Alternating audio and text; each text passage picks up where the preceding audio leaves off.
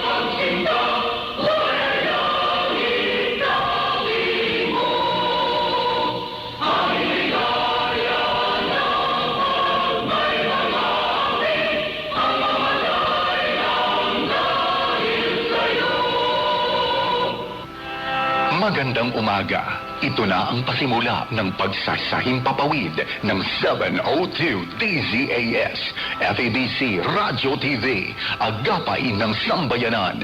Ang himpilang ito na hindi komersyal ay pag-aari at pinamamahalaan ng Far East Broadcasting Company Philippines.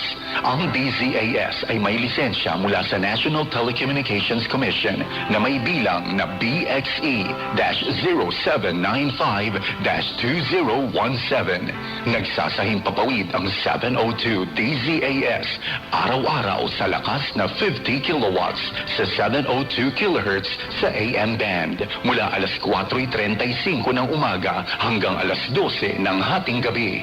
Ang mga studio nito ay nasa One Corporate Center, 46th floor, Doña Julia Vargas Avenue, corner Meralco Avenue, Ortigas, Pasig City. At ang transmitter naman ay nasa Bukawe, Bulacan. Ang 702 DZAS ay nasa ilalim ng pangangalagang teknikal ng mga FEBC personnel na lisensyado ng National Telecommunications Commission at ng Professional Regulation Commission. Electronics and Communications Engineer Joaquin Aliga Jr., ECE number 0011597. At First Class Radio Operators Elizalde Aramay, NTC number 17-1PNCR-268486. Eduardo Balyad, NTC number 97-1-PHN-19888. Rafael Barduquillo, NTC number 14-1-PNCR-26670. George Cristobal, NTC number 16-1-PNCR-26841.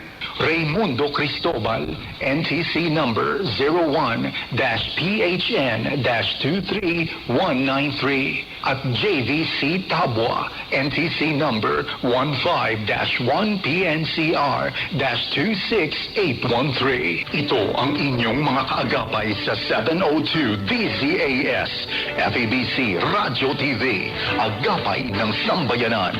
Magandang umaga po. Atin ang pasimulan ang bawat umaga ng mabubuting balita.